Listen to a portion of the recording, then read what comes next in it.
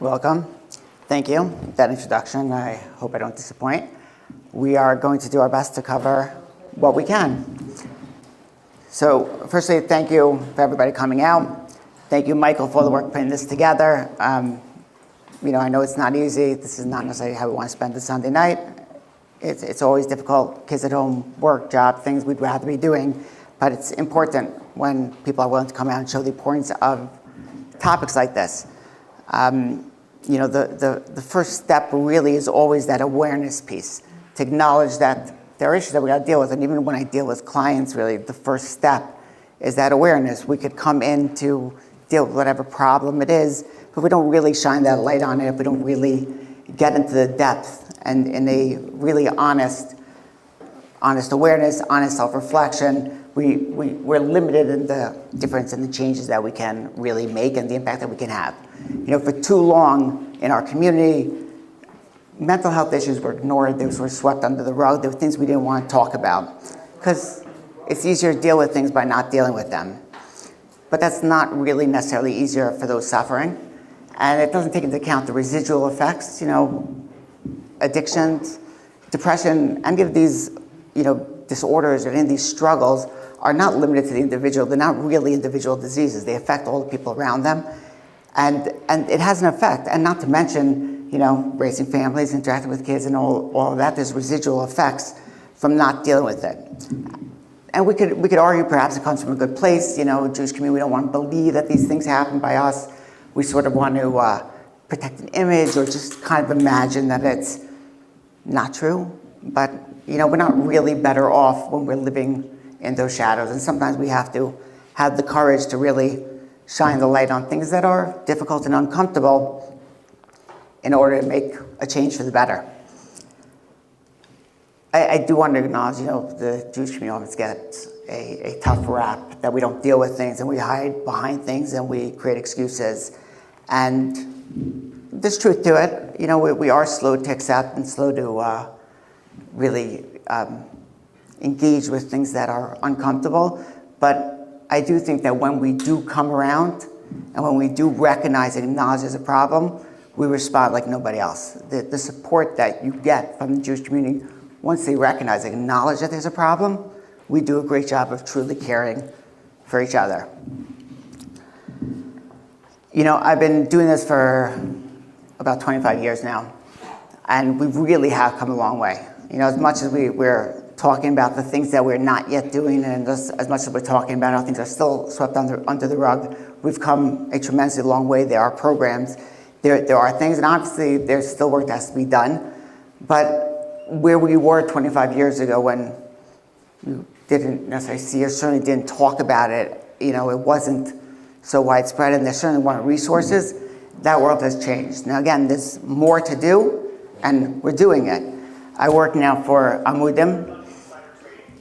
For those who don't know, Amudim is a organization based out of New York, but we have an office in Israel, we have an office in Cleveland, in Florida, and it's a worldwide organization. They deal with cases from everywhere. And there's a lot of different things that they do, but there's two primary focuses. And the reason I bring this up is really, that the evidence that we are making progress, that there are differences being made, there are things happening, and we got to do more, but we can't give up hope, and if no change can't happen. And secondly, people should be aware of it because there are resources, and just as a resource to know that Amudim exists. So the two primary goals, I would say, is what we call comprehensive case management, which is the idea that when you're calling for a resource, a family's calling, they don't know where to turn, there's somebody there. But it's not just a referral. They're going to be assigned a case manager who's going to follow up, to have that person in your corner walking with you, being your support. They're not going to do that work, but they're going to stand with you throughout it. So if you're referred to a therapist and that's not the right therapist, there's a question, there's a problem, there's somebody to talk to, as opposed to, hey, the referral was made, one and done, and if it didn't work out, so then a week later, you're kind of on your own. Here, someone's going to call you up and say, hey man, what's going on? And there are clients that I'm in touch with from 5, 6, 7 years ago. Some of them are doing well, some of them, have been doing well and fall back, but the idea is that there's still somebody there that didn't forget about them. You're still connected. The second thing that has been a Moodin's focus is awareness. What we're doing tonight to be out there to really challenge that status quo. And it's amazing what has been done in the last 8-9 years. The fact that mental health, that the issues of abuse are common household topics. We have these conversations at the shops table that never would have happened 10, 15, certainly not 20 years ago. The idea that addiction is real and it affects us because you know what? We're human, we're not immune to it. The mental health issues are real and we need to acknowledge them, we need to deal with them because there's hope and we can help people and we can make a difference. I'm sure there are those out there, who get this sort of negative feeling. Let's call them the skeptics in the room, Enough with the nonsense, enough with the mental health problems, enough with the addictions, man up. When we were growing up, nobody cared about how you were feeling. Nobody cared how we were feeling, and we all turned out okay. So I just want to acknowledge their existence, and the truth is, I'm with you. There may be some level of truth to that, and it could be that our times that we've maybe gone a little bit extreme. We got to find our balance in some areas. Michael Hoff said, hard times create strong men. Strong men create good times. Good times create weak men, and weak men create hard times. So there is a little bit of that cycle. And we're definitely seeing, more depression, more anxiety, more addiction than we've seen in past years. But the world's changing. What our kids are dealing with, what we're dealing with is different. It's a different reality that we can't really relate to growing up to what they're dealing with now. We talk about addiction. Addiction goes way beyond, substance use. Our phones are built by people that are really invested in getting you hooked. It does the same thing in the brain, the same chemicals. We're addicted, and they're on a daily basis. Depression, we're going to talk a little bit about depression. There's a big component about depression that has to do with the chemical balance in the brain, that has to do with our social and environmental thing. Research shows that, sending a text message to your mom versus calling her doesn't do the same. It gets the message across, but all those, brain chemicals that make you feel good, you get when you share that voice, when you have that interpersonal relationship, and we're connected. But we're so far apart and we're lost. Of course, we have increase in depression, increase in anxiety. The other things, we like to point out, look how much more, look how much we're seeing this increase. I'm still dealing with the skeptics, just in case I'm going off topic. I don't want people to get lost here, right?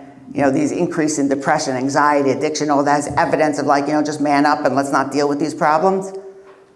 The fact that we're seeing that isn't evidence of a bigger problem. It's evidence of dealing with the problem. But Brittany once came in to speak to the case manager. He says sometimes you could feel a little bit, disheartened. We're getting all these cases. It's nonstop. It's like the more we work, the more we're trying to do, the more you hear about these horror stories, these cases. That doesn't mean there's more problems. That means maybe for the first time ever, people feel like they could reach out, that there's help that's there. So maybe we got to give people that chance. And yeah, we're seeing this, and that's perhaps a good sign.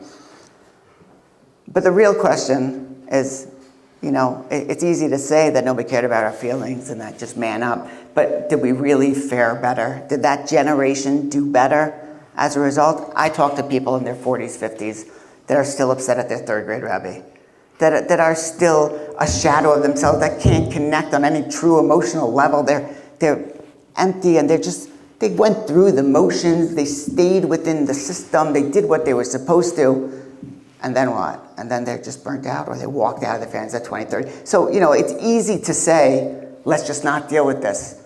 But the reality is, are we better off? And, just to throw it out there, we could say that we did better, not dealing with it, but we did raise this generation, right? So there's some responsibility. Something didn't go right, maybe, in how we dealt with things. So yeah, certainly balance is necessary, and there are areas that we're finally dealing with, and we're going to an extreme. We're going to find that commonplace, but the important thing is that we're dealing with things. We're there for people, and that we can start to help people heal, help people integrate, help people succeed. There's a lot to cover here. Michael mentioned like a whole host of things, and it's an ambitious undertaking. And I have to give props to Michael and the community and all those who have helped, bring this to the forefront to dealing with these things. My understanding is that this is meant to be done over multiple events. And it's not necessarily going to be solely on Muda, but there are other people. There's lots of topics. There's lots of things to cover. There's lots of good people out there and good resources. But that this shouldn't be viewed as a standalone event. And the truth is, that's the right way to do it. The research all shows that effective awareness events, whether it's on a community level, whether it's on the school level for students, isn't meant to be a singular event. Those are great in the moment. We all get inspired, and then we all walk away and we forget about it. But effective awareness, effective prevention happens on multiple levels and over a course of time. They're ongoing, right? So we want to hit these awareness, this prevention, these efforts on a school level, on a community level, on a family level, on a friend level, wherever we can, on those different levels at different ages, get them where they are, because that's how we're going to create this comprehensive sort of understanding and comprehensive sort of knowledge, and we'll develop the research. Because doing that, people are aware, people are committed, and we start to identify the real areas that we need to focus on. So I'm going to touch on a lot of topics and deal with some of the general mental health, but tonight I want to focus primarily on addiction.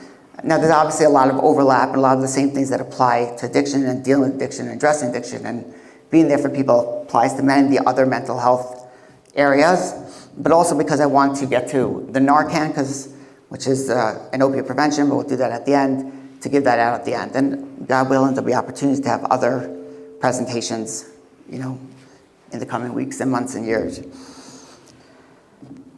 So a big question I get asked is, why does so-and-so do drugs? Why do people do drugs? And this is especially from parents. And sometimes we want to have this big, deep answer. We want to, as much as we don't want to hear that there was abuse involved, but at the other hand, at least it would explain it. We want this big answer. And obviously, this is something that, depression, anxiety, mental health issues play into it. And the truth is, there's, 3 reasons when we talk about drug use that people use. People want to feel good, feel better, and do better. Those are really, when you cut it down, what's driving people to use. And that's what we need to sort of evaluate when we're creating treatment plans, when we're dealing with people, is what's their goals here? Are they running towards something? I want to have a good time. This is a party. This is amazing. I want to connect with people. There's like this positive energy. Or am I running away from something? Like, I've got problems I just can't deal with, and this is how I found to deal with it. But when I approach this question, I take a much more simplistic sort of answer. And parents don't always love it when I say it, but drugs are fun. Drugs are awesome. Of course people are using drugs. And people don't like that response. But really, that's the truth, because everyone knows drugs are bad, right? We've been told it the whole time. There's lots of campaigns telling us drugs are bad. Say nope to dope, right? We grew up on that, right? Drugs are bad, and yet people are still using drugs. How is it that we're so aware of this, opiate crisis, and yet not just in our communities, but throughout, America, throughout the world, there's a crazy opioid epidemic. We know drugs are bad. So what's going on? And the truth is, yeah, of course drugs are bad, but in the short term, in the beginning, they're great. They're doing something, otherwise people wouldn't use it. They're filling that need. The problem is, it's short term, and in the long run, the drugs always win. The only question is, at what cost? When I start, I got it. I figured it out, I know how to do it. The question is going to be, is it one hangover? Do I wake up one day and say, well, that was bad, I'm never going to drink again, I'm done? Or is this going to be an ongoing, what is the cost? And some people, unfortunately, pay the ultimate cost, right? It's this giant water slide. And it's amazing, it's tons of fun. We'd love to try it. The problem is that they never built the bottom of it, and there's just a brick wall at the bottom. So where am I getting off along that slide? If I get off, I'm going to be cut and bruised and beat up. But there's no easy getting off. When we get on, when we start, everyone thinks it's good. And in the beginning, it's good. That's, behavioral, right? Real addiction, you can't diagnose real addiction unless somebody maintains that behavior after experiencing negative consequences. What that means, they could be using a ton, but everything is going great. There's truly no reason to stop, right? If my life is great, then from a behavioral perspective, it makes sense, right? There's no downside. It feels good. It makes me better at work or whatever it is. Why should I stop? The problem is that what happens when your life isn't doing great and you maintain that behavior, when you've lost your job and you left your family and you're sleeping on a cardboard box and yet you're still using, that no longer makes sense. That's true addiction, right? When they continue and maintain the behavior when it no longer makes sense. But nobody woke up one morning and said, hey man, today is a good day to become an addict. We all kind of started off, and every addict knows it. Anyone who's using knows it, but they got it under control. They're only going to use this. They're only going to do it like that. They know everything. You can't tell them, because of course, I'm going to be safe. But the drugs always win. You know, I talk about a kid I worked with a couple of years ago. He would only smoke pot because pot's all natural. He was the sweetest kid. He wouldn't touch anything else. He would never do anything hard. He was really, really sincere and committed, and it just helped him cope better. Unfortunately, we buried him from an opiate overdose. Because, yeah, in the beginning, we have it figured out until we don't. Until you need that one little bit. He was doing great. It's always the one slip. It's one time. And it doesn't mean to say that one drink means you're going to be an addict. Right? I'm not saying that anybody who ever touched anything, that's it. But, yeah, we progressively increase our risk. And you know, I talk to kids, even if you're right and it won't affect you because everyone's invincible, are your friends going to be okay? Are we okay with that? Because this is a social, at least in the beginning, it's a social event, this substance use. One thing I could say is that I haven't met anybody who's not used drugs and became an addict. So it's unlikely if you don't use that you'll become an addict. So that's usually a good, you know, protective factor. Just as an aside, you know, when we don't acknowledge mental health, which is sort of what we started with tonight, then drugs is the answer. Drugs is an answer, right? It'll be there for you. It'll make you feel better. So in this short term, no one's willing to deal with it. I like to describe drugs always as your, and I say drugs as sort of like your broad, but it doesn't have to be substance use. It doesn't have to be a specific drug. It could be your marijuana. It could be your pot. It could be your heroin, it could be alcohol, it could also be technology or eating or whatever it is that becomes that maladaptive behavior that I can't function without and affects what I do. You know, and the way I will always describe it to guys is drugs are your best, worst friend. It will always be there for you, and it's quick and easy and it'll make me feel better in the moment.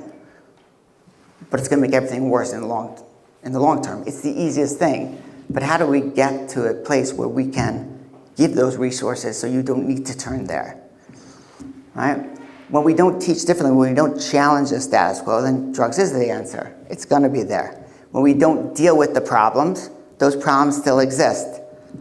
And if we're not going to offer the information, we're not going to offer the support, then our kids, our loved ones, our communities are going to get that information and that support from somewhere else. And that's not always a great spot, because that's the drugs, or that's the internet, or that's wherever it is. Two factors that greatly, you know, increase some susceptibility to substance use or to addiction. Peer usage.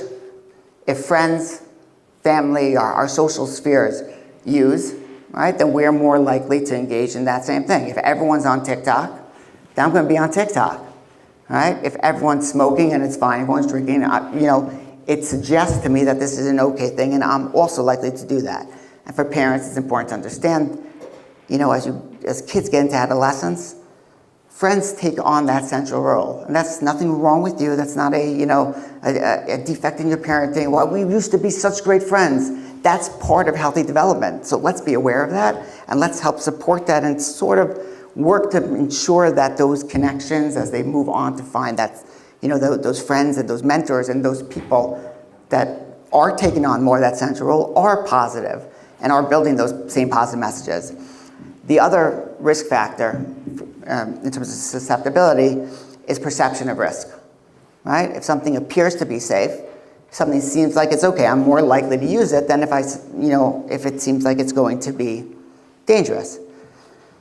And that's really important today because there's lots of changes going on in the world, legalization, vaping, technology. But if I assume that it's okay, then we always joke around to parents. It's, somebody told you to jump off a building or a cliff, would you do it? Well, if everybody else was doing it, probably.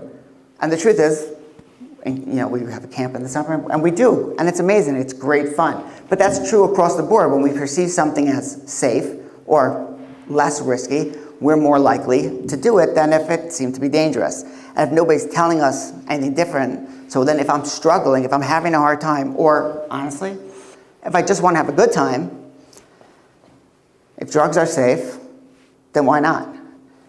So if we're not going to challenge it, then there's no reason that they would know anything different.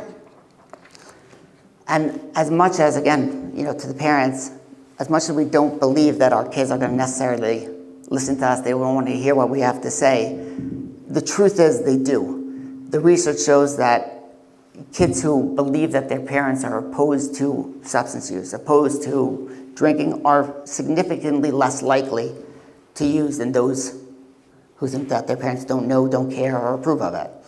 So even if they'll use, they're going to use at those lower rates. They're going to be able to pull back more readily. So as much as we think that they don't hear us, and therefore, why am I even bothering? It is important that we convey a message, that they know what it is. I tell the parents very often, as I get it, because teenagers really where I'm at, is when you get into dealing with teenagers, there's got to be a shift in our parenting. When your kids were little, you get to tell them what to do, right? They're going to listen. And then suddenly, it used to be 13, 14, 15. Today it's like 11, 12. They're not listening. They're doing their own thing. But our role as parents still exists. So maybe we have to shift off that. It's not about telling them what to do. But we still need to impart values. They need to know what's important. And maybe we have to give them the space to mess up, because that's part of growth.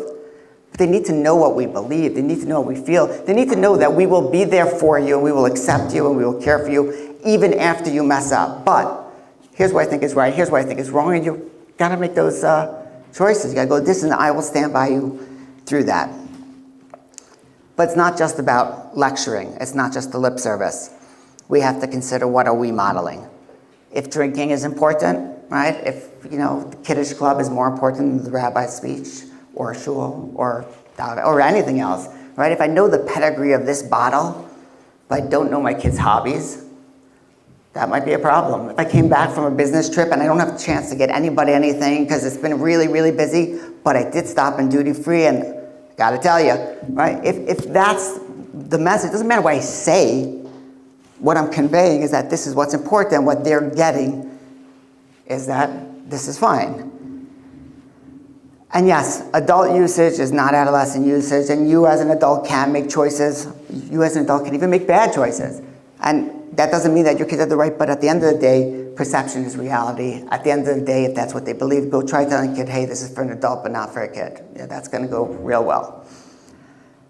But we have to be aware of this. We have to be aware of how the perception of the safety is going to impact how they're going to use. And this is, again, we said today, particularly today's generation, they talk about nicotine addiction. From the 80s to, say, the early 2000s, nicotine addiction went down by somewhere in the 90% range. And obviously in the last few years it's gone up again.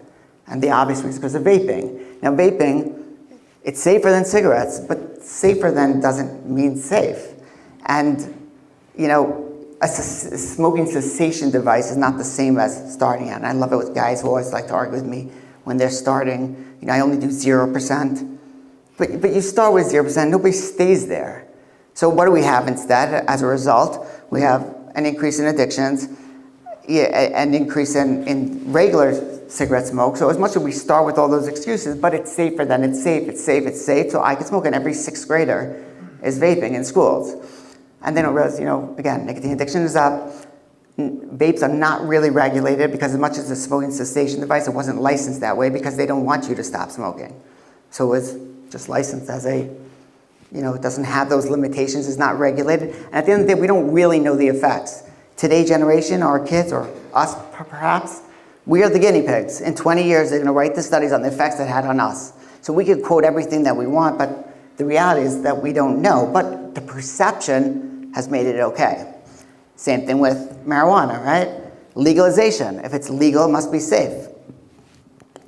Recently, my daughter had to write a paper for school, and she had to choose a a topic that's a little bit controversial. So she wrote a paper on supporting the legalization of marijuana. And I thought it was so great because the biggest pushback that she got from her friends about legalization is, what do you mean it's bad and people are going to do it, so it's so unhealthy? And what she got to really express is that legal doesn't mean safe. The legalization doesn't mean that I think people should use it. It doesn't mean that this is a great thing. We just happen to live in a country that there's free choice and you're allowed to make bad decisions. And as an adult, you can do things that are harmful and are negative, but overall, on societal level, we're not getting into the whole paper here about why we think legalization is good or isn't good, right? But the arguments weren't based on that this is healthy or good, but it was able to challenge that narrative that, oh, it's legal, so it must be okay, right? But we need to challenge that, otherwise, because these are conversations we don't like to have, our kids or our communities or we ourselves are going to make those arguments and not see the negative effects that come from it. You know, same thing, the medical argument. You know, it's medicinal, so it must be healthy, which, you know, it's legal for very few severe, you know, chronic pain, spasticity, and MS, side effects of cancer. It's not really, you know, across the board. It's specific things that have no other better option. So, you know, it works. I kind of give the example as of chemotherapy is a treatment for cancer, but we don't recommend that the average person does it for fun, right? Medicinal doesn't mean that it's healthy, doesn't mean that's good, doesn't mean that it should be done beyond it, but perception is reality. And if we're not going to challenge perception, then we're just left with them determining that, hey, this is fine. Again, adult usage is not adolescent usage, and that's true, and most people, unfortunately, start in adolescence. And we can argue about adults, and we can have that conversation, but we have to recognize that just because an adult maybe is partaking of marijuana, of alcohol, whatever it is, of cigarettes, it doesn't mean it's the same thing for an adolescent. This brain development goes on till, you know, mid-20s. There's increased risk of depression, anxiety, addiction. All these things play into it. So we're looking for a way out to deal with our depression and anxiety, and we find something that's going to increase in the long run that depression and anxiety. There's also the idea that it's rare, but it certainly happens, and more so because we've, you know, modified a lot of the drugs. But even a single use has, and I've witnessed it, I've seen guys, amazing, sweet kids, great to hang out with, good personality, and one time use smoking pot. We're not talking about serious major drugs, caused a psychotic break that it never recovered from. And I've seen this with 2-3 kids. One of them, when he stopped, it went away, but others, at least 2 others, that never did, and they were just a changed person. You saw the onset of severe mental disorder. So it's not going to happen to everybody. It's not like, hey, if you smoke pot, you're going to, right? You're right. Most people will be fine on that end of things, but we don't know till we try, and do we really want to risk that? But more importantly, that I find, you know, the danger with it is adolescence is such an important time for development. Besides the brain development, this is too, you know, technical and people don't like to hear about it, but the emotional development, the coping skills. When we're going through these years, the kid is changing from a child to an adult. And typically, you know, teen problems are not adult problems. There are definitely those kids who have real heavy lives and difficult problems. But in general, you know, if I don't do well on a test, I smoke a little bit, I feel good. I don't care 2 days later. I got into a fight with my girlfriend, I got into a fight with my parents, it doesn't matter. You smoke it away and it's all good. But as an adult, your wife's still pissed off. Your mortgage still has to get paid. Nobody cares that you forgot about it for 2 days. But we never developed that capacity to deal with it. I always get the example of empathy. You know, children have sympathy, they don't have empathy. We develop empathy as an adolescent. We develop empathy. And that's why you see all of this like drama in high school. Because we really don't know where I end and the next person begins, and everything is my own stuff, and it's very big and very heavy. But then we start to develop, and we see these boundaries, and we see, hey, where I end, the next person begins, and we can start having healthy boundaries. We start to learn how to cope with things and how to manage our emotions. And it's like interesting, because this resonates really, really strongly with, you know, the 25-year-olds that stop smoking. Like in many ways, they're really, you know, advanced, and they have these life experience because they've been arrested 4 times, and the kid who stayed in yeshiva doesn't have, but in other ways, they have the coping skills of a child. And when they hit a little bump in the road, they cannot manage it. They can't, and it's just overwhelming. It's just too much because we're missing out these crucial years to develop it. It's not so easy to do it later on when you're married and you have kids and you have real problems that you can't just ignore it. And the other thing I get all the time is, from this older crowd is, it's the kind I get the most about, remember that conversation we had, and whenever I start that, it's always the conversation about, smoking marijuana, whether it's good or whether it's bad. It's God's gift to the world. It's the greatest thing I ever did. You can never convince anybody that it's not until they stop, and then it's like, you're so right. Because the world's busy telling them how great it is, and it feels great in the beginning, and then you cannot cope and you can't deal with life. And this is not even going in to get into more extreme, harder, more difficult drugs. But the problem is, and what the biggest problem with marijuana is that we see seemingly successful people who smoke, right? We see seemingly successful people that we look up to who drink, who manages, and perhaps they do. But I would say that we see the ones successful. We don't necessarily see the 100 that are not. And we don't really know even about that guy if they're successful because, at Amudim, we get those calls, right? The wife's calling because she's upset or the kids don't talk to him. But even if you're right, and even, if he's successful, everyone thinks they're that guy. And, as kids, we all believe that the reality is that most are not. That guy's the one-off. Most people end up facing a lot of struggles because of that. And again, going back to what we said before, even if you're right, even if you're that guy, what's the culture we're building? What about your friend? Is he going to be okay? When I talk in schools, I always give them the example of Russian roulette. Because that's what it is. You might be okay. We all think we're invincible. But we understand that if you look around the room, there's 6 of you, right? You look around, which one of your friends are you okay of them not being okay? And that's a little bit heavier. But that's got to start with us changing the narrative, changing how we deal with things, changing the space. So again, really the most important thing is, so what do we do? So I think the first thing is obviously awareness. I think that's a big thing. The idea to have nights like this, to have the ability to talk about things, it puts it out there. It removes the stigma, it removes the shame. It allows people to get help. We start to recognize what those processes are, what people are going through, and we give them that permission to come forward, that permission to seek that help, and to get the help, and we are able to also address it and be there for them. It's important to really know with that, the earlier we address things, the better. Besides, for they don't get worse and worse. But when you deal with trauma, so often what they talk about is the secondary trauma being so much worse. The secondary trauma meaning how were they accepted, treated, acknowledged, reacted to when they came forward, when they went to their parents, when they went to their friend, when they went to, how that was accepted or often not accepted and minimized causes often significantly more duress and more problems in the long term. When we can deal with things right away, right when it's happening, we have a much better chance of reducing the long-term effects of that and helping this person out.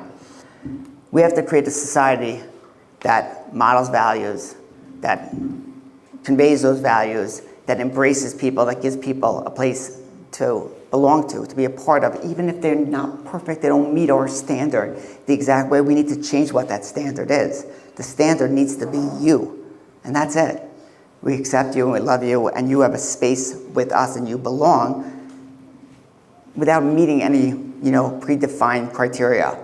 We can't avoid all mental health issues, but we can avoid some. We don't need to wait till there's a problem, an ounce of prevention. Right? It's worth a pound to cure, right? We could do things that change the society, create that society where people can belong to, create that sense of belonging. The Thank You Hashem movement. I had this conversation with someone recently, and people could have their opinions, good, bad, whatever, like anything else in the Jewish world, everyone will have their things. But one thing that they did do is they created a place for people to just be a part of and just be valued for being, so just be a part. There's that sense of belonging. It's something that we quote all the time. Joanne Harry talks about addiction, and he says, and this is something we've taken on in camp. I have a traveling camp at Tees in the summer. It's sort of become a variation. That's our tagline. And this is true for many of the mental health things that we discussed as well, not just addiction, but the opposite of addiction is not sobriety. The opposite of addiction is belonging, which goes back to your drug is your best, worst friend. So how do we create belonging? How do we create the friend? How do we create, you have a space so that I don't need to turn to something that I know is going to be bad for me. I had a kid once, I was very close for many years, and it was a ride. Lots of ups and downs, and lots of really scary moments, heavy drugs. It was a journey. And I remember he came to me once. A friend of his had passed away, had overdosed, and he's sitting on the floor and just like crying. He's, why not me? Like all of my friends, or many of his friends, had died. He's in his mid-20s, like that shouldn't be. Like everyone says, like, you know how many of my friends from high school have died? 0. It's not supposed to happen. You shouldn't have 10 friends at 25 that have died. And it occurred to me, you know, when he's asking me this question, why not me? Why am I? Perhaps because he had connection, because he had that place to belong to be a part of, that larger existence that even though it didn't work at home or in schools, whatever, there was a place he could come back to, that he was a part of. We need to create that. So we have to not be afraid or intimidated to reach out to somebody. Someone's having a hard time, say hello if that's all you can do. Greet them, give them the space to belong. Doesn't mean be pushy or overbearing, be respectful where they're at. Don't expect that they're gonna accept every time you reach out, but let's make that effort.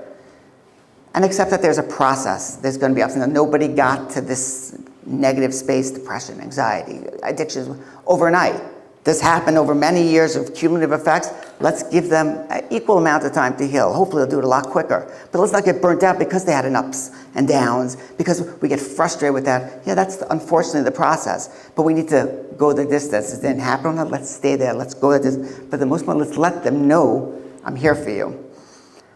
I sat with somebody who I put him through rehab, and he was doing better, and he was really gaining from AA, NA, from that whole thing. I once asked him, what do you find that's so beneficial? It's great for some people, it's not for everybody necessarily.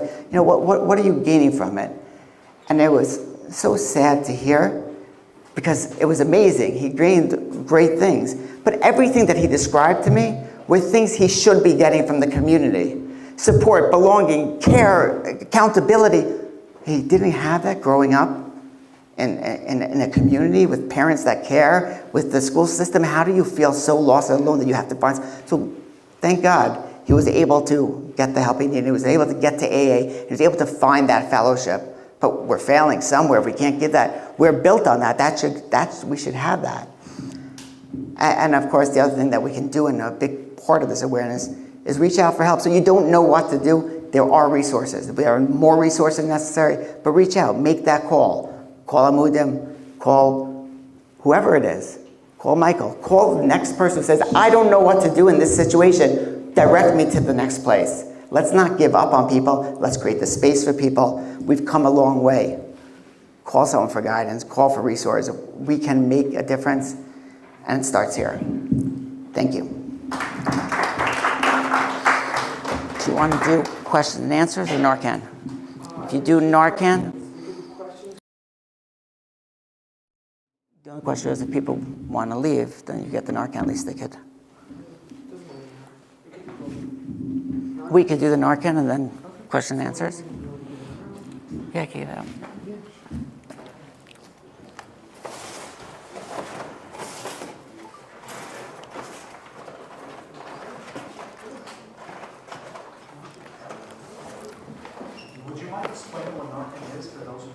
That's what we're going to do right now.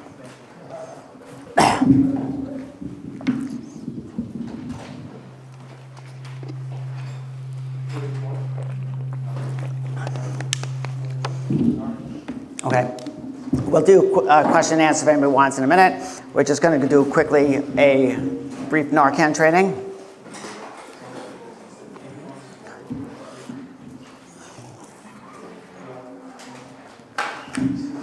So we're going to go through here to talk about Narcan, what it is, how to use it, how to identify the signs of a opiate overdose. What Narcan is it's a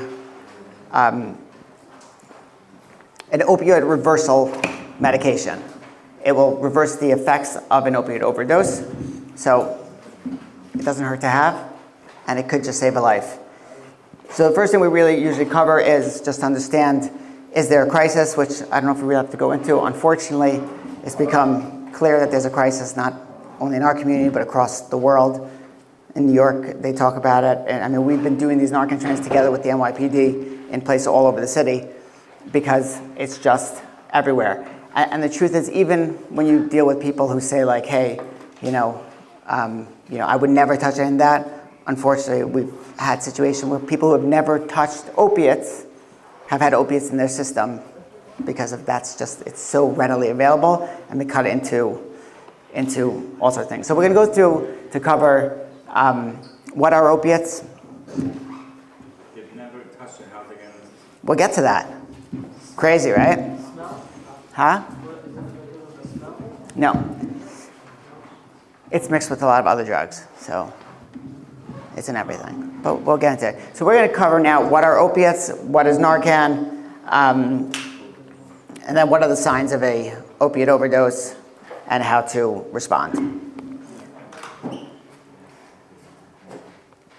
So opiates are essentially pain relievers, including prescription medication. We like to think about the opiate overdose as being about heroin, somebody on the street corner, but really it includes also all sorts of prescription painkillers. You go to the dentist to get a tooth pulled, you get prescribed an opiate. A lot of kids that start from the medicines in their parents' medicine cabinet, right? They're opiates. What they do is they, in addition to killing, as a painkiller, they may cause feelings of euphoria, contentment, detachment.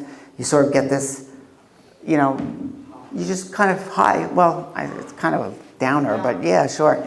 Yeah, this high, you feel good because all that pain, whether it's physical actual pain, like after a surgery, or this emotional pain, this sort of sense of euphoria, you don't have that weight on you, and it can stay in your system for up to 6 hours. What it'll do is cause the person's breathing to slow down, or in event of an overdose, eventually stop.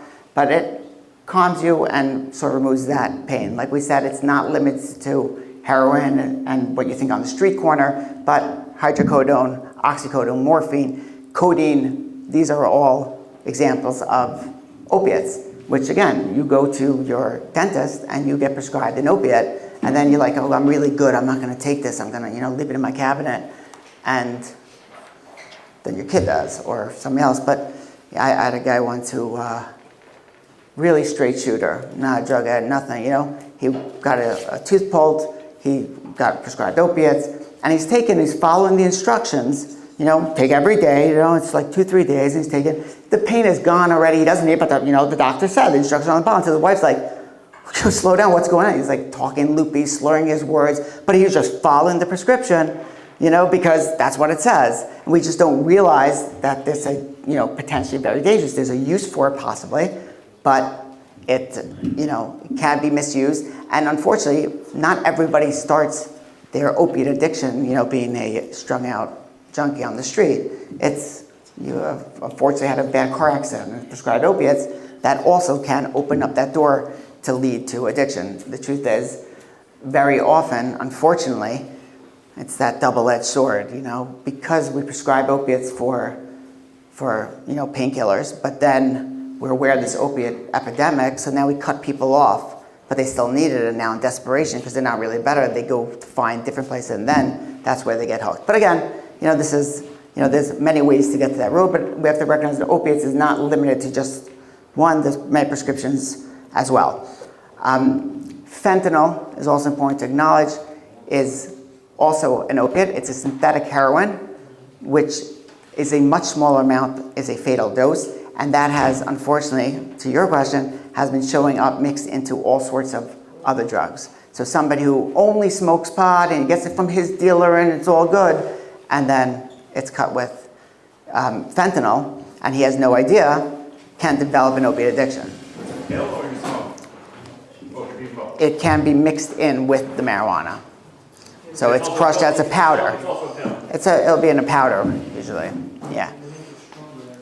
It's like 100 times stronger than a heroin. It's a synthetic heroin. So it takes much less to be a fatal dose, and it's all over the place, and it's really cheap. So essentially, What about things like ashwagandha and valerian root and all these other downers? so they're not opiates. What are they? They're- Healthier there's alternatives? lots of different classes of drugs. We deal with the opiates specifically because Narcan specifically deals with opiates. Essentially what opiates do is, very simplistic, is we have opiate receptors in our brain. It fills those receptors, blocks the pain messages, and therefore a person is relaxed and doesn't feel the pain. So what puts a person at a greater risk of an overdose? So there's a couple of factors here. We saw a change in tolerance, and this is a big one. It's actually really a sad one. Your tolerance increases the more you do it, is that what you said? So change in tolerance is your tolerance increases the more you do it. That's one of the hallmarks of any sort of addiction, is that increase in tolerance and the withdrawal when you don't have it. But the problem with that is not the tolerance increase. The problem is what happens when a person stops using, for whatever reason, right? So they stop using because they were incarcerated. They stopped using because they went to rehab. They stopped using because they didn't have, and they go clean. And what we find, unfortunately, very often is somebody goes clean and they're doing really, really well. So what happens though to your tolerance is, I was doing a lot. I'm doing a bag of heroin, I'm doing 20 oxys, right? And now I stop because I went to rehab and I have that one bad day, and the person relapses. Now the problem is they don't really remember what it was to get high that first day, when you used one pill. And and the truth is, the addicts know this, and they're always going to cut back. They're not going to use as much as they used when they went into rehab. They're going to take less, but they don't really remember what it was really like, that one pill was enough. And often what they've taken then that they could have taken in the past without any issue becomes a fatal dose. Right? Because that tolerance had gone up so much that when they stopped using, their tolerance went back, and now using, and it's really devastating because families have gone through so much and the person's doing well and they have one bad day, and unfortunately can often be fatal. Mixing drugs, right? When it comes to drug usage, 1 + 1 doesn't equal 2. 1 + 1 is, 15, right? So, you do your heroin with alcohol or with, with Xannies together with that, it can change the effect. So you may be okay with the amount that you normally take, but now you mix it with something else. Variations in strength and content of drugs. So I know what I usually use, but now I'm taking from my friend because I can't get my stuff. Right? Puts me at a greater risk. Previous experience of a non-fatal overdose, if somebody had an overdose and survived that, and if they're to have a second overdose, that second overdose is much more likely to be fatal. And we'll get into that, why that is shortly. Using alone, as much as we imagine this, somebody shoots up and instantly death, the reality is that's very rare. There's usually a good amount of time for the overdose to become fatal. And if you're with other people, there are people there that could really make a difference and can save a life. So using alone is another one of those risk factors. And obviously, using of any opiates puts you at greater risk. You're significantly less likely to overdose if you don't use drugs. Opiate overdose physiology is, the opiates repress the urge to breathe, right? We're not feeling that pain, we're not feeling that need to breathe. Breathing slows, breathing stops. Eventually heart stops, brain death, ultimate death. Generally it happens over the course of 1 to 3 hours, and these numbers are important. And again, the opiate stay use is for up to 6 hours. That idea of needle in the arm is, they say 15% of overdose deaths. Most deaths happen over the course of 1 to 3 hours, so there really is time to intervene, but we just have to know what we're looking for. And most overdoses are witnessed. So what is Narcan? So Narcan, which we gave out, right, when we go through, it's a safe, effective medication. Today it is by prescription, and that's still up for debate. I think the big reason why they want that by prescription is so that people go and get Narcan training, because when we go through the kit, you'll see there's a prescription card in there so that they can learn to do it. They could get people help, and not just that we're giving it out, but actually try to work at getting people the help that they need. Narcan is completely safe. There's no known allergies, there's no known addictive properties to it. It has no effect on a person if there are no opiates present. So there's no negative health risk, there's no risk of dependence, there's no downside to giving Narcan. Now that doesn't mean that if you see somebody sleeping that starts shooting people up in the nose with their Narcan, they probably won't appreciate it. But the reality is if you suspect that somebody might be having an overdose, there's no downside. You're not going to hurt him by giving the Narcan. So how does Narcan work? Essentially, right, we talked about the receptors in the brain, the opiate receptors. The opiates fit on those receptors. What the Narcan does, it creates a tighter bond to those receptors. So it'll knock the opiates off the receptors and bond to those receptors, not allowing the opiates a space to bond, thereby literally almost instantly bringing a person back. So a person will be in this, overdose state, and Narcan will almost instantly wake them up. It usually takes effect within, they say, 2 to 5 minutes. The truth is, it's often quicker than that. And very important, Narcan lasts for 60 to 90 minutes. Now remember, opiates stay in your system for up to 6 hours. So it's super important that if you give somebody Narcan, you don't leave them alone. You don't, let them use. Because what's going to happen if somebody uses now? They won't feel it. Nothing. Nothing. You gave them Narcan, right? So if that person was getting high, it's a weird thing that you're going to save somebody and literally save their life, and you may find that they're not quite as appreciative as you imagine they should be, right? They were high for a reason, and when you take away that high, it suddenly kind of sucks, and they want that high back. So the first thing they may try to do is to use more. The problem is that you just Narcan them. So if they use more, then nothing's going to happen. They'll be fine because they have Narcan. For 90 minutes. But the Narcan lasts for 90 minutes, and the opiates stay in your system for up to 6 hours. That means after 90 minutes, there was enough opiates in their system already to overdose. And now all they've been doing for the last 9 minutes is adding more to that system, which is why that statistic that people who overdose, have a non-fatal overdose, and have a second overdose are significantly more likely that one will be fatal, is for this reason. It's because they try to use more, and it's not going to have the effect until the Narcan wears off. And at that point, there's significantly more opiates in their system, and at that point it is fatal.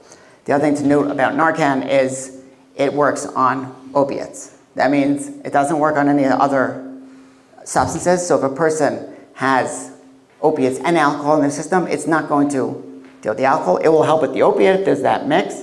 But if a person overdosed on, benzos, it's not going to help. So I always, get that question. So if a person overdosed on, cocaine or benzos, should I give them Narcan? Absolutely. Now, if it's only benzos and cocaine, it's not going to help. But there's no downside, right? Narcan there's no downside. There's no medical. So if you don't know you don't know what's in their system, give it, right? But we should recognize that it's meant just for opiates. So there's no effect if no opiates are present, and therefore if you think somebody may be experiencing an overdose, it doesn't hurt to give it to them. Okay, so responding to an opiate overdose. So the signs of an opiate overdose, remember what it does is it suppresses the need to breathe and slows the breathing, eventually stopping the heart. So what you're looking for is slowed or stop breathing, bluish, grayish lips or nails, right, reduced blood flow, and that general unresponsiveness, which again, if I see somebody who's kind of knocked out, doesn't mean I want to start, Narcan them. The first thing you want to do is try to wake them up. They talk about sternum rub, which is very uncomfortable. If it's your friend, I'm on live stream, so I don't know if it's good. I would say if it's your friend, kick him a little bit, smack him up, see if you can wake him up. If he responds, then he's probably okay. If he's unresponsive when he should be responsive, that's a good sign that it might be an opiate overdose. What we recommend usually is call 911 before giving the Narcan. If there's somebody else there in the room, direct them to call 911. You want help to come. You want to get them help. You want to make sure that somebody's there. Once you give the Narcan, the person may wake up. They may not be as amenable as you'd expect, and therefore, have somebody call 911 so 911 is on their way. There is the Good Samaritan law. What they recognize is that there were people that were dying of opiate overdoses, and people were around, and nobody called 911. And what they realize is that nobody wants to call 911. And I mean, we've had this where guys, overdosing, and we'll say, no, please don't call me. What does that mean, don't call my mother, or don't call the ambulance? You're gonna die, right? So we should ignore that and call, right? But the Good Samaritan law essentially is that if you're giving Narcan to somebody, then you can't be charged for, again, a certain level of offenses. It doesn't mean, I always tell the guys, the guy who's giving Narcan should give Narcan. Everybody else, go home. You can't expect the cops are gonna show up and we're gonna continue doing drugs. No, it's okay, it's Narcan. No, it's not gonna protect us, not this blanket, protection. But you're not gonna be charged with this possession. Again, if they show up and there's mounds of cocaine on your table, probably not a good idea. Get rid of it. But call 911, their goal is to help to get the person safe and get them help. What you wanna do, if you have your kits, so in each kit is basically, there's 2 Narcans and there's a blue card. This is basically a prescription. It's called standard prescription. It's not that allows you to have Narcan. I've never had a situation where the cop showed up and said, hey man, what's your prescription? If you're using the Narcan, you're using the Narcan. But you know what it is. There's 2 doses in each one. Each one is a single usage, right? This is not complicated. It's essentially a nose spray. So if you come to a situation, you try to wake the person up, you think that it could be a possible opiate overdose, right? If his friends are there, ask what's going on. If you see pills all over the place, again, it may not be, but there's no downside. Give the Narcan. What you want to do, does anyone want to try it? There's no downside. Well, I can't acknowledge what I may have taken before this. There's no cap. You rip it open, pull it out. That's it. It's done. It's suppressed. You can't even push it a second time. Put it in a nostril, give it. The person should respond within a minute or 2. If they don't, there's a second dose. You can give the second dose. Usually we recommend give the second dose in the other nostril. Now, if you don't remember which nostril you gave it into, doesn't matter. Just give it. That's more important. The reason we say that is because if it didn't work, we don't know what's going on. Maybe there's an obstruction, maybe there's something, there's a reason it didn't go, so give the other one, it ups your chances. But it all goes to the same place. It's more important that you give it. It could be he has a lot in his system, and it'll take a lot to work, but that's all that it is. If you have to leave the person, roll them on their side, because it really sucked to save someone's life, and they throw up and, So try not to leave them, leave somebody with them, but if you need to, roll them on their side. If they're not breathing, you can administer rescue breathing if it's something that you know how to do. It's not something we're covering here.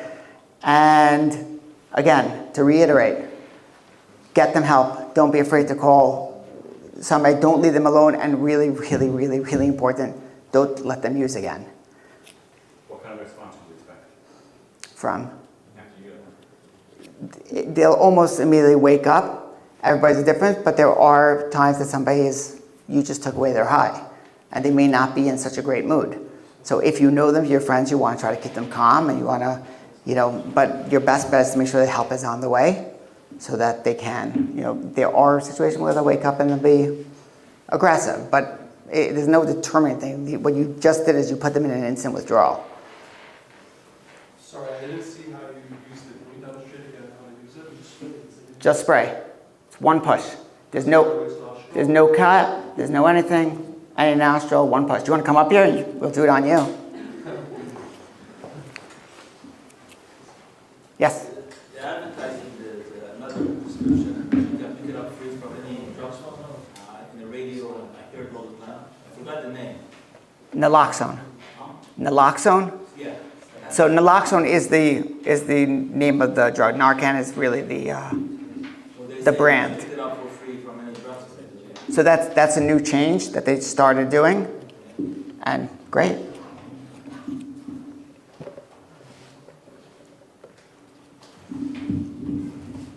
Okay, you gave out the Narcan? Yes, and so now we can open to questions, Narcan or other related. We can have any type of class or seminar geared towards teenagers. They don't have any official class or seminar going on now, but if you want to call you can recommend it, or they could tell you of other ones that they'll know that are going on in the different communities, possibly run by other agencies.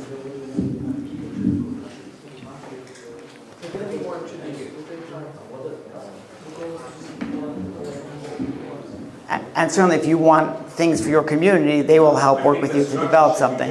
Teenage class than for an adult class. Absolutely.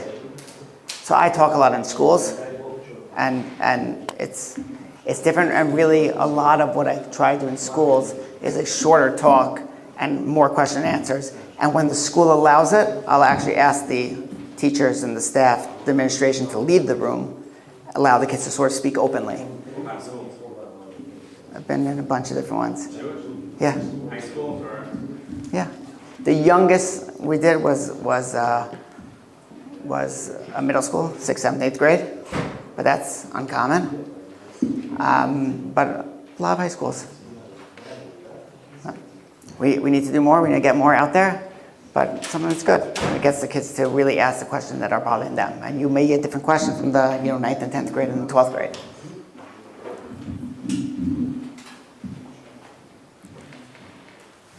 How is a parent able to open a conversation with the kids about drugs? So I don't think conversation is ever easy, but you need to just have the conversation. A lot of it is we overthink it. A big thing that I would say, and for many this is too late, but for those who it's not, the parenting really has to start much before, not when there's a problem. That relationship has to start when the kid's little, when it's easy, right? That's when you're building that relationship. That's when you're building those ability to have the uncomfortable conversations.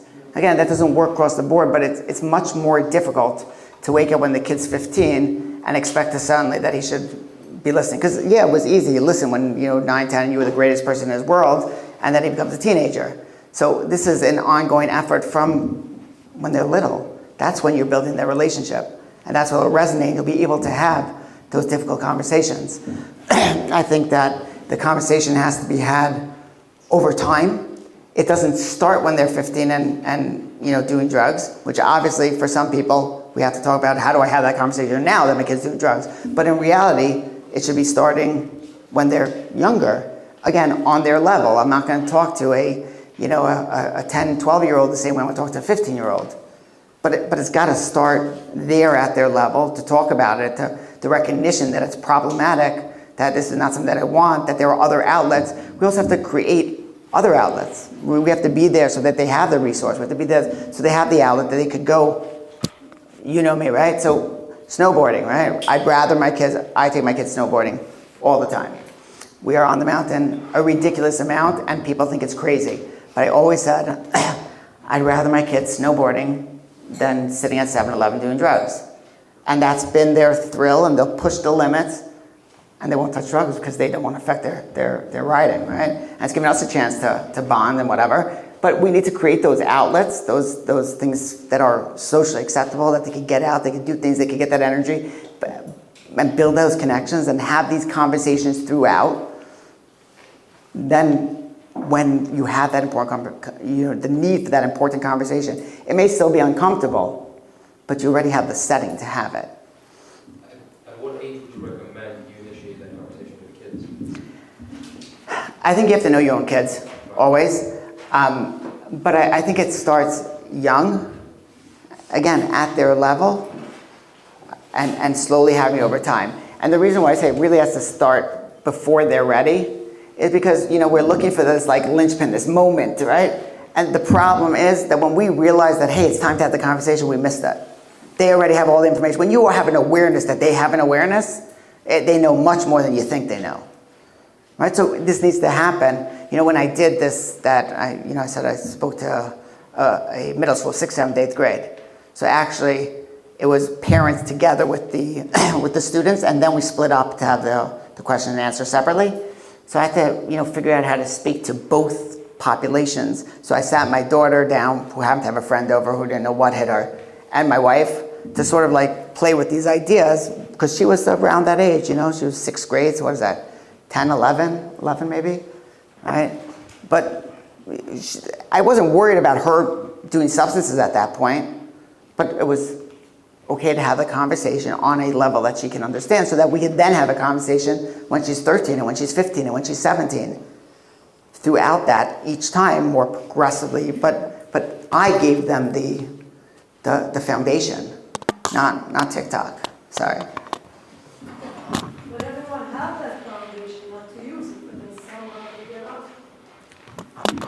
It's an ongoing thing, and again, we're not going to limit everybody, but if they understand, and you have that from when they're young, and they know those risks, you have a better chance of them not getting not doing it, but B, not getting as far, recognize the problem because it's a problem, and we're not necessarily going to avoid everything.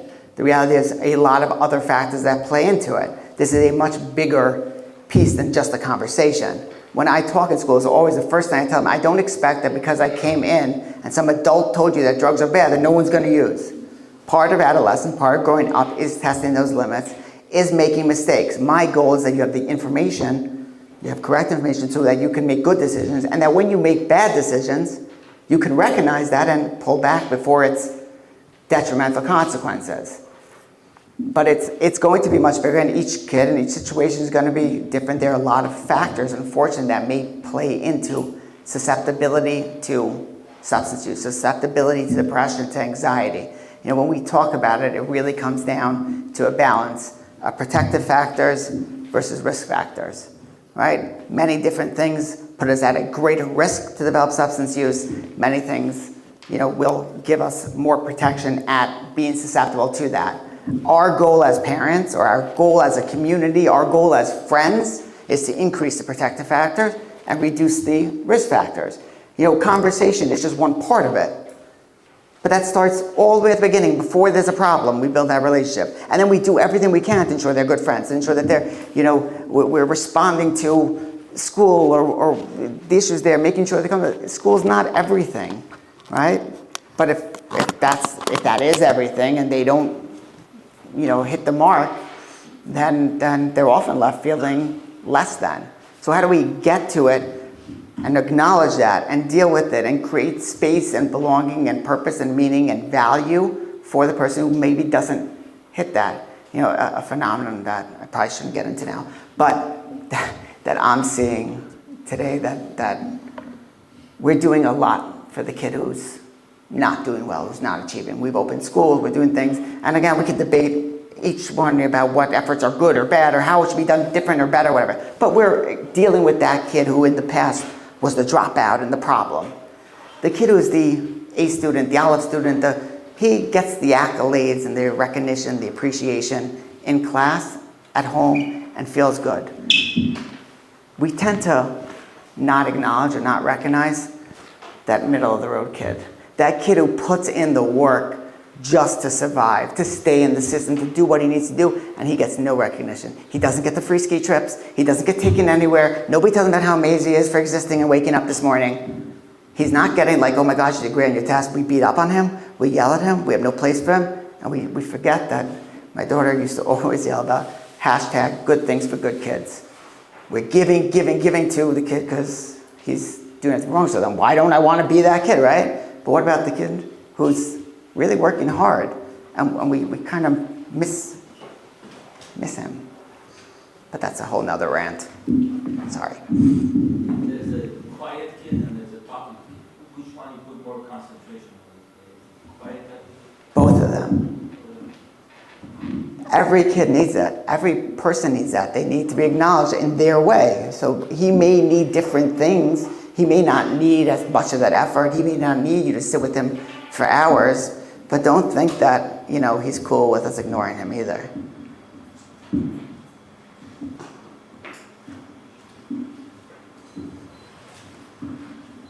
questions? Again, I don't think that this is a standalone. I think that this is an ongoing conversation that needs to be had and should be had. And thank you for everybody coming out and bearing with me. And hopefully we can make change.